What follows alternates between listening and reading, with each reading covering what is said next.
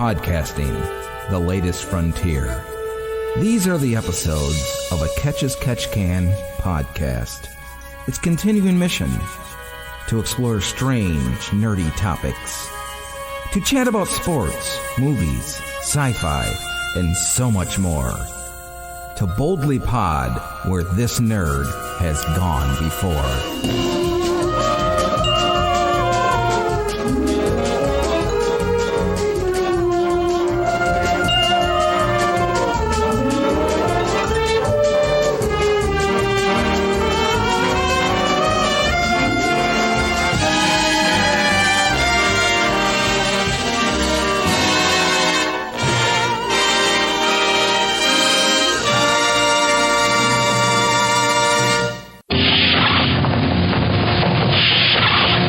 Captain's Log, pod date 0609.19. On this episode of Too Boldly Pod, we're going to take a look at 90s music.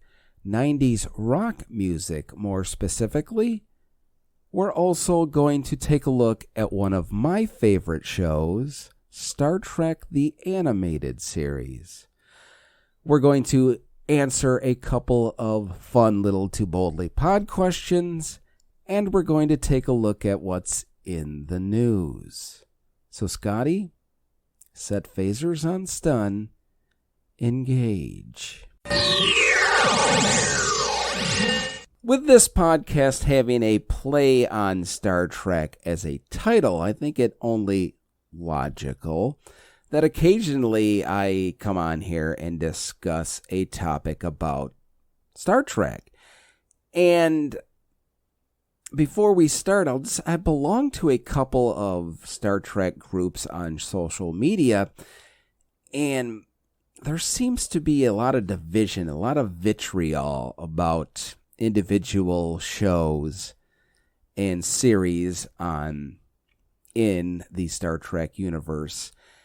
And I don't really understand what that all is, whether that's just a societal thing. People love what they love, but they hate what they hate. But the sort of benchmark definition of a Trekkie is being all-inclusive and loving everything to do with Star Trek. You can not prefer something, a series. You can not like a certain episode. That's all well and good. I mean, there's plenty of episodes that I am not a fan of, or I go to less frequently than others. But you know what? Part of being a Trekkie is being inclusive. And is it just a matter of people liking to troll? I don't know. Getting people's dander up? I'm getting sidetracked. What I want to talk about this week is the oft-forgotten and overlooked series in Star Trek, and that is Star Trek the Animated Series. Now, it's common knowledge to people that know me. I tend to gravitate more towards the original series and the animated series more so than any of the newer series. And that's not to say I don't love The Next Generation and Voyager and Deep Space Nine and to a lesser extent Enterprise and Discovery. It's just those are the ones which I kind of think is it's sort of Trekkie code. It's you have a preference, a preferred episode, an era, if you will, of where your main loyalty lies. And lately I've seen things in groups and a lot of people being negative about the animated series. And first of all, let's get the statistics out of the way. Star Trek Animated Series was a Saturday morning cartoon that ran in 1973 and 1974. Technically 2 seasons, but it's sort of broken down into more like 1.5. IMDb rating for the animated series is 7.5 out of 10. Rotten Tomatoes gives it a 92%.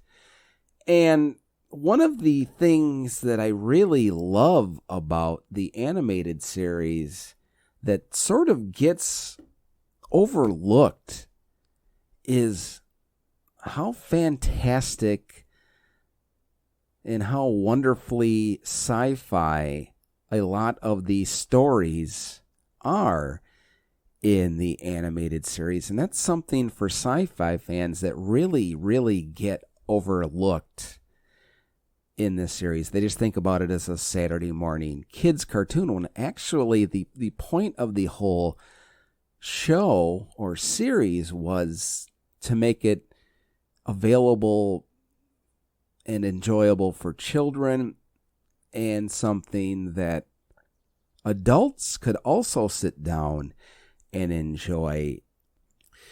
And upon review, which is hilarious because I watch it all the time, so I'm constantly reviewing it, but upon review, it really is a wonderful piece of sci-fi television. The stories in it are fantastic, and if you're unaware of this series, it stars all of the original cast minus Walter Koenig, who,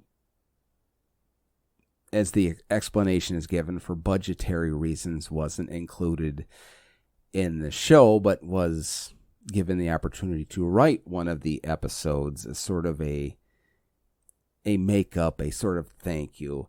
The executive producers were Gene Roddenberry, of course, and DC Fontana.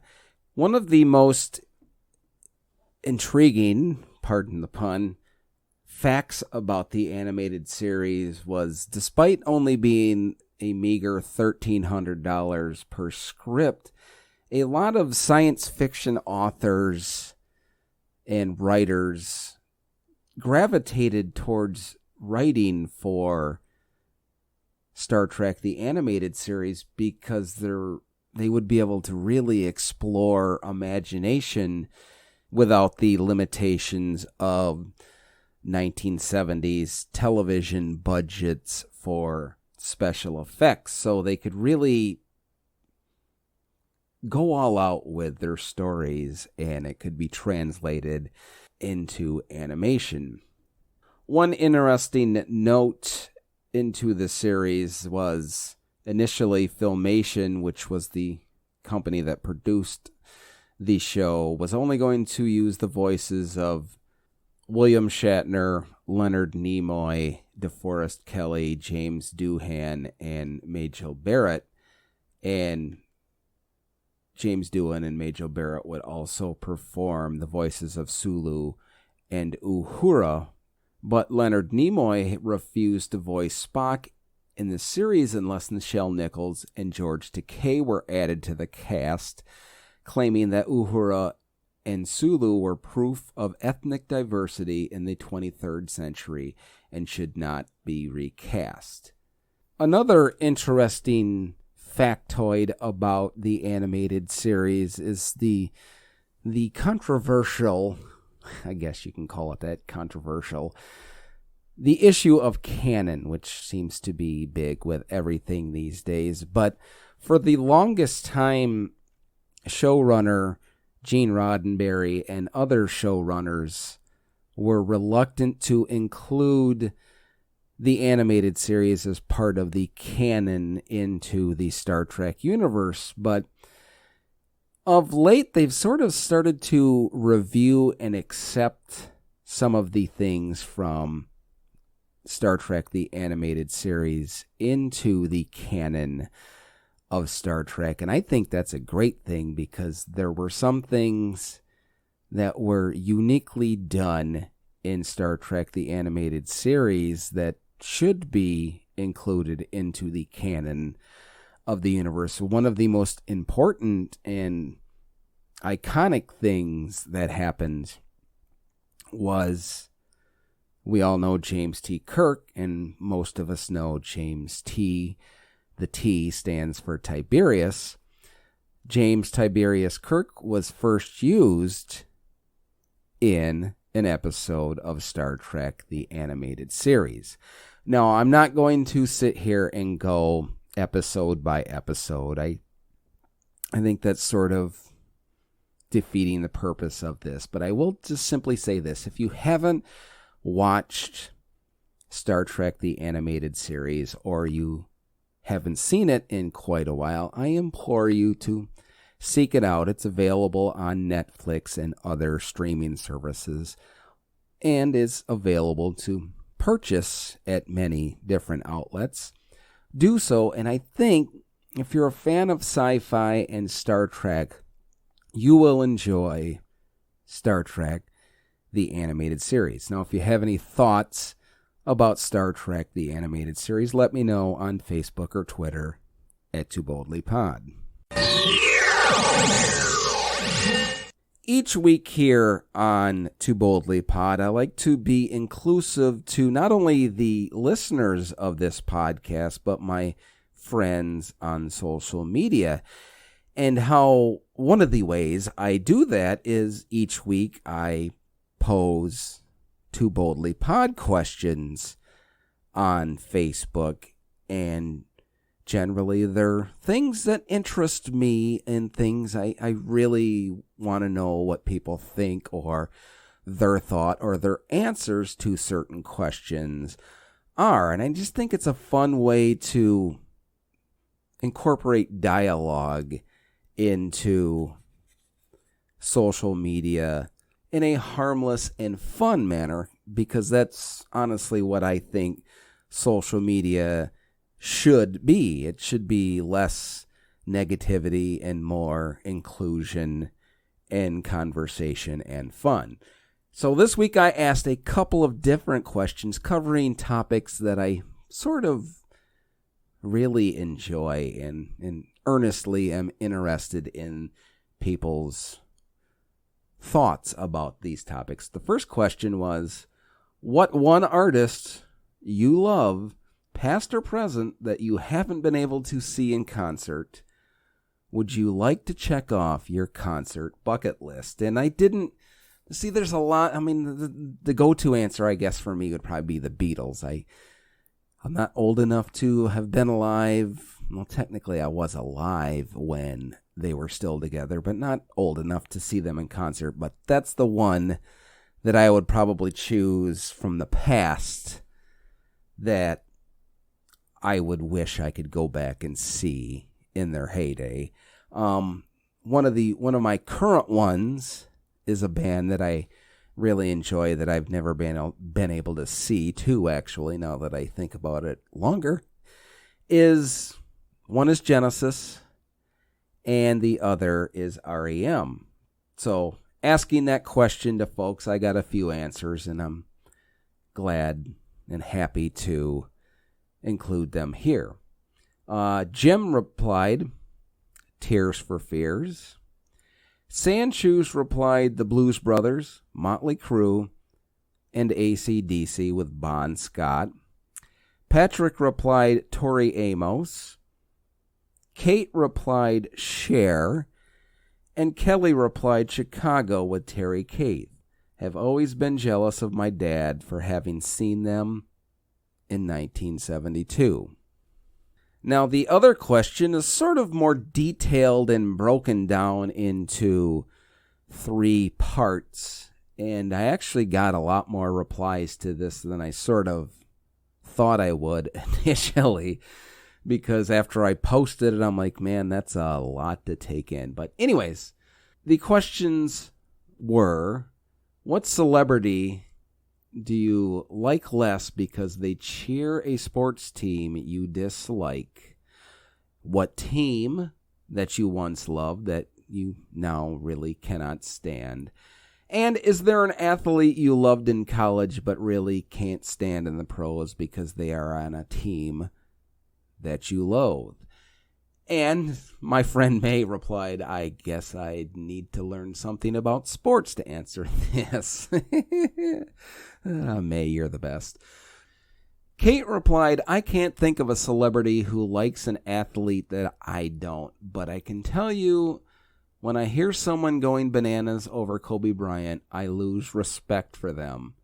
The Kobe love in this town, she's from L.A., is utterly mystifying. I used to love the Dodgers, but when they made it so most fans in L.A. could not watch their games unless they subscribed to a particular cable company, they lost me. The last couple of years of Vin Scully's career, most Dodger fans could not hear him, and this absolutely killed my love for the team. How could they do that? And now, even if you subscribe to MLB, which we tried to do, you still can't see the Dodger games on a day-to-day basis. So bye, Felicia. Now I watch women's college softball. Now that's something you can feel good about. I read today that the ratings for the College World Series were up 17%. Kayla replied, anyone who roots for the Eagles, any celebrity that roots for the Eagles. 2, none, loyalty is important. And 3, anyone who plays for the Eagles. Now I guess that would mean she's not a fan of the Philadelphia Eagles. Now Dave, Kent Brockman, the Springfield Isotopes, and Flash Baylor. Dave. And Michael replied, I say with great pride that my daughter, his daughter is Kayla, has covered the Eagles angle, so I will answer with regard to another Philadelphia team that I cannot stand. So the celebrities that he thinks less of are Michael Keaton and Toby Keith. 2, it would be easier to answer the opposite. A team I once disliked but now I have no ill will towards is the Detroit Lions. Nicely done. And 3, the athlete he thinks less of because he's on a pro team he doesn't care for is Devin Bush. But love is a bit of an exaggeration even at U of M. I also own an online radio station, and one of my DJs, Jason Dick, host of Taste the Waste, Fridays, 10 o'clock Eastern, 7 o'clock Pacific here on Spock Rock Radio. Anyways, he replied, I don't really have an answer for part 1, but the Steelers used to be my second favorite team, but that all changed after Super Bowl 50. That, of course, was the Steelers versus the Seahawks, and the Seahawks happens to be his favorite team. The college one happens all the time. It sucks whenever a fun, flashy player that you liked in college gets drafted by a divisional rival. The Honey Badger going to Arizona means I root for him to lose, but I wouldn't say I loathe him now. And, of course, Nick Chubb to the Patriots and Gurley to the Rams. Tavon Austin to the Rams, and the majority of the Niners linebackers and defensive line. And the list goes on. Nicely done, Jason. Noted author Paul Canellis, I don't understand how people who weren't previously Golden State Warrior fans can root for them. It's like rooting for the sky to turn blue. I can understand appreciating what they do, but wow, 5 All-Stars winning a lot of games. Shocker. And he goes on to say, that's not an answer to your question, though. So, answer for me is Jessica Alba. She used to be a diehard Clipper fan, and now she roots for Golden State. Ew. Oh, Paul.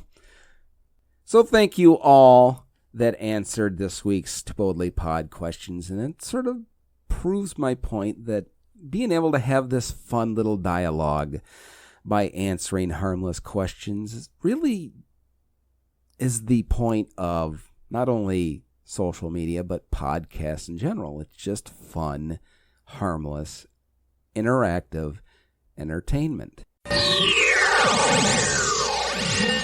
As many of you know, I also own and operate and DJ an online radio station called Spock Rock Radio.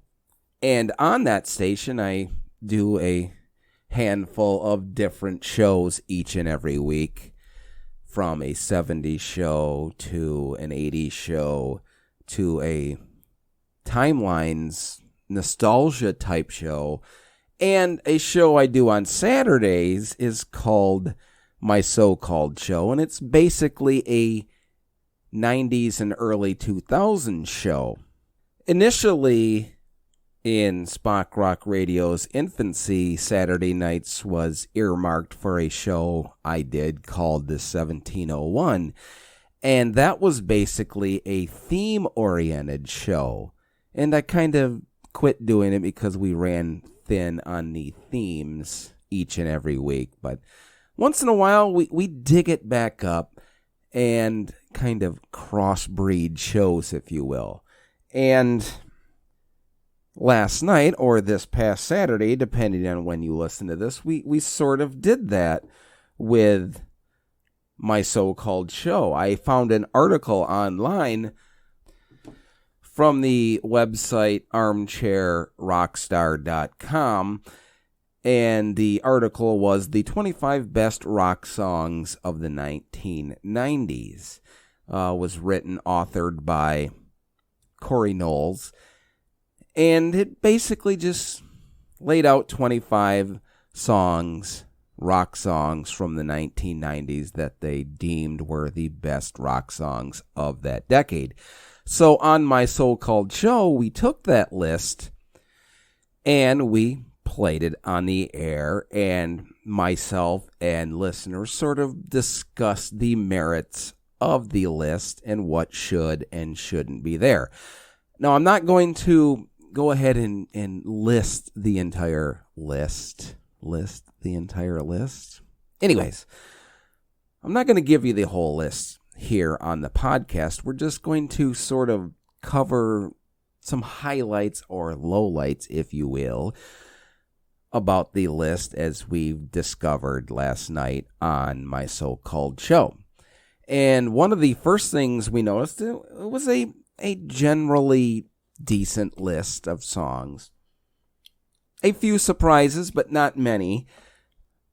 From the decade of the 1990s, you had your standard, Nirvana and Pearl Jam and Soundgarden and Alice in Chains, and oddly enough, 2 songs from Stone Temple Pilots, which is fine. I like Stone Temple Pilots.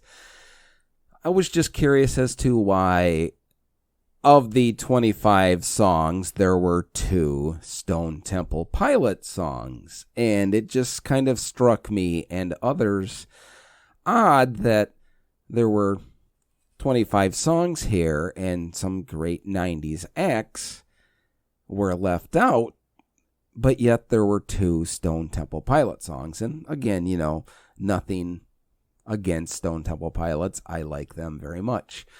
It just seemed odd that, you couldn't have thrown in an Aerosmith song or a bevy of other great rock songs from the 1990s when all the other groups included in the list were only on there once. But, it is what it is. So one of the other things that kind of stood out in the list was the fact that one of the songs selected was the Goo Goo Dolls' Iris. And again, nothing, I like the Goo Goo Dolls, so nothing against them. It would just seem like an odd choice in a list of the best rock songs of the 1990s. It's a good, catchy pop song, rock pop song, if you will, but it's not necessarily a song that people say it's the best rock song of the 1990s. And one thing that the listeners and I were discussing throughout the whole show was, and this is all subjective, so it's all the songs that you prefer out of a certain group, and it was more or less, this song's good, but this song from this band was much, much better. And it just kind of got me thinking as we drew nearer to the end of the show last night that most articles you find online are more or less written for clickbait and reaction. So is that why they did that list like this, or was this a genuine list of what they thought was the greatest 25 rock songs of the 1990s. So if you want to check it out, go seek out armchairrockstar.com. The article, again, was by Corey Knowles, and it's the 25 best rock songs of the 1990s. And if you have one that you think was missing from that list, let me know on Facebook or Twitter at Too Boldly Pod. And in the news this week, coming courtesy of my buddy Dave, so thank you, Dave, and it's from ESPN.com. The headline, Taco beef results in arrest of an A&M defensive back. Texas A&M's Derek Tucker was arrested Thursday stemming from a March incident in which the defensive back allegedly assaulted a man over a disagreement about tacos. Multiple outlets cited an arrest report that said Tucker and another man had a disagreement over tacos when they got into a mutual altercation. Tucker left the scene before returning and allegedly striking the man from behind, causing swelling on the man's head. Now, according to jail records, Tucker was arrested by the Texas A&M police on Thursday and charged with assault causing bodily injury. He was released later that day on a $5,000 bond. WTAW Radio first reported details of Tucker's arrest, who will be a junior next season. He started 8 games for the Aggies in 2018 and recorded 21 tackles, and he has started 15 games over his 2 collegiate seasons. Texas A&M told the Houston Chronicle that it was looking into the incident. Now, there's a couple of things that I want to cover with this before we get to it. One is the article I severely edited because it's very repetitive and very poorly written for a quote-unquote professional writer. And 2, tacos? I thought tacos was the meal of peace, something that made everybody happy. So it just leads me to say, what in the hell is wrong with mankind? And that's going to wrap up this episode of Too Boldly Pod. I hope you enjoyed our discussion of the article about the 25 greatest 90s rock songs of all time. I hope you enjoyed our chat about Star Trek, the animated series. I hope you enjoyed this week's Too Boldly Pod questions, and I hope you enjoyed what's in the news now that we all want to go have tacos. And as usual, I don't have a closer for this show, so I'll just say thank you all for listening, and take your stinking paws off me, you damn dirty ape. WLLP, Spock Rock Radio.